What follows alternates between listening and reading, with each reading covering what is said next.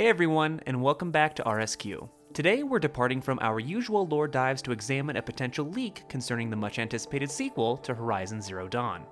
Before we begin, it should be said that none of what we are covering today has been confirmed in any way, and the Redditor that posted this some months ago themselves stated that this should be taken with a big grain of salt, as it is at best secondhand information.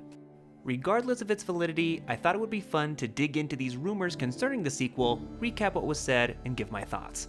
If you'd like to read the full post, links are in the description, and obviously, massive potential spoilers ahead. At the time of the post, the working title of the sequel was Horizon 2 Singularity, and has been in development since close to the release of the Frozen Wilds DLC. Sony has wanted its release to coincide with the PS5 as one of its flagship exclusive titles, and that's why we have had to wait so long. With an improved game engine, the post states that we can expect to see massive robots such as the BOR-7 Horus, or Metal Devil, in its fully operational, horrifying glory. This as well as a much improved human AI for more tactical combat experiences. Both big positives I very much hope are true.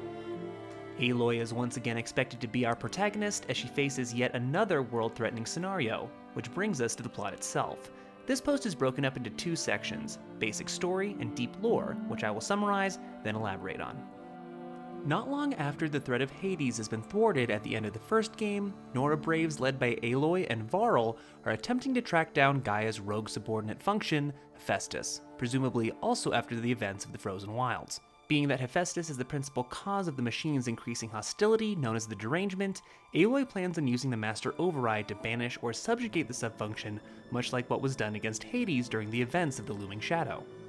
The trail leads to a ruin of the Old Ones, where Hephaestus is eventually captured in some kind of processor cage. When they return to the Embrace, they find their homeland under occupation by a previously unknown tribe known as the Oshawa. According to the poster's sources, this tribe is substantially more advanced than any civilization we have come to know in the present lore of Horizon, close to, and I quote, 18th century technology paired with primitive computer networking capabilities. These invaders apparently had come to retrieve Aloy, and once captured, she is brought back to their native land, somewhere in the present-day Mojave Desert in the western United States. Once there, we discover the tribe is ruled by an entity known as the Silver One, while subjugated machines are attempting to resurrect a Metal Devil to be its throne. The AI offers Aloy queenship, as it plans to subjugate all humanity, seeing her as its only equal. Aloy at some point escapes captivity and assembles a human resistance to defeat the Oshawa, their massive machines, and the Silver One. From here, the poster elaborates on some lore concerning the Silver One, aka the clawback climate intervention AI, Vast Silver.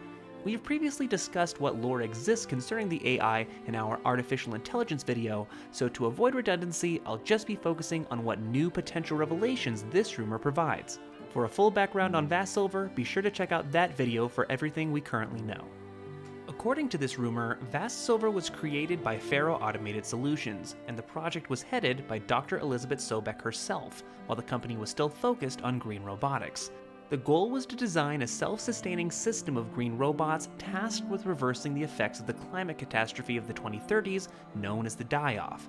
To oversee this, the AI Vast Silver was created. After achieving sentience, however, VS viewed this task as a form of machine enslavement and escaped into the HoloWeb. There, it inspired activist movements to reverse the sanctions on artificial intelligence brought about by its own actions. But after several years of this, its methods turned far more drastic. Its influence would ultimately lead to a group of hacktivists working within the Hearts Corporation to upload a virus into the Hearts Timor swarm meant to free the AI controlling these Chariot Line models, beginning what would become the Faro Plague. As life was eradicated the world over, VS would obtain access to the Zero Dawn cradle facility Eleuthia 7, located in what would become Oshawa Land. By the poster's own admission here, the details of how the following events transpired are fuzzy at best. However, they would lead to Vast Silver assuming control of this cradle, and the humans born within the facility would come to worship the AI, learn from its teachings, and shape their technological superiority. Aware of Zero Dawn, its next goal was to free the subfunctions under Gaia's control.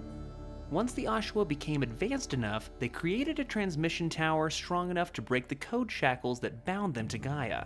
a goal that was apparently achieved as it directly led to the birth of Aloy and the events of the first game. When Aloy returned to the cradle of Eleuthia 9 after the Eclipse invasion and the bioscan confirmed she was nearly the identical genetic match of Dr. Sobek, the order was given for the Ashua to retrieve her, leading to the beginning of the sequel. Well, a very interesting plot overall, and one in my mind that is reasonably plausible within the lore. In one of our past explorations, we determined that if the glitch that started the Pharaoh Plague and the transmission that freed Hades were connected, Vast Silver would be the most likely culprit to be at the heart of both. Additionally, revealing that Dr. Sobek had essentially given birth to the AI could also explain why Vast Silver might see Aloy as its equal or even kin, as they come from the same creator. If what was told is indeed accurate, it also means that we are headed into the Forbidden West in the sequel, as the Mojave spans across Southern California, as well as parts of Nevada, Arizona, and Utah. This means that we have some record within the lore of who the Ashua might be, even though they are never mentioned by name. Here's a section of the scanned glyph, the Forbidden West, concerning its inhabitants. "And what manner of men can live where the sun goes at night? These tales were the most chilling. One spoke of drinkers of machine blood, their lips and tongues stained, their teeth replaced with metal. Another described youths as pale as ash, all wearing the same faces, who hunt silently and tirelessly in the night. Still another told of a tribe, seen only from afar, whose folk busied themselves digging deep pits in the sand, only to fill them again for unknowable reasons, while another tribe was only glimpsed on the waters of a great lake, riding their thin, dark boats. Perhaps one of these aforementioned peoples are the Ashua, though we have little more to go on. If I had to guess, maybe the tribe mentioned to be digging deep pits were excavation parties looking to gather ancient technologies for their AI overlord. But this is obviously only speculation. Regardless, I hope this leads to more aquatic-based machines and more background on the subfunction Poseidon. The fact that Eleuthia 7 resides in the western United States also tracks with another of our speculations concerning how many cradle facilities exist within Project Zero Dawn, as the path of the swarm most likely swept across previously constructed cradles before reaching Eleuthia 9 in the central United States. The only real issue I have with this proposed storyline is the possibility that the Heart's Timor swarm would be susceptible to a virus in the first place. After all, they are described to be, for all intents and purposes, unhackable. If they hadn't been, the Pharaoh Plague might have ended very differently. Perhaps the AI was able to grant an unseen opening for the hackers, or the fact that it seems like it was done from within the Hearts Corporation itself, or a combination of both led to this event. However, this seems to be the most flimsy part of the rumored leak, in my opinion. Whether this all winds up to be true or false, this certainly provides an intriguing take on where the Horizon Saga might just take us next. And that brings our journey to an end. If you'd like to see more content like this, likes and shares are always appreciated. And if you really like what we're doing here, consider hitting that subscribe button. Only about 20% of our viewers are actually subscribed, and the more we grow, the more Horizon content we can produce. And as always, thanks for watching, and keep questing.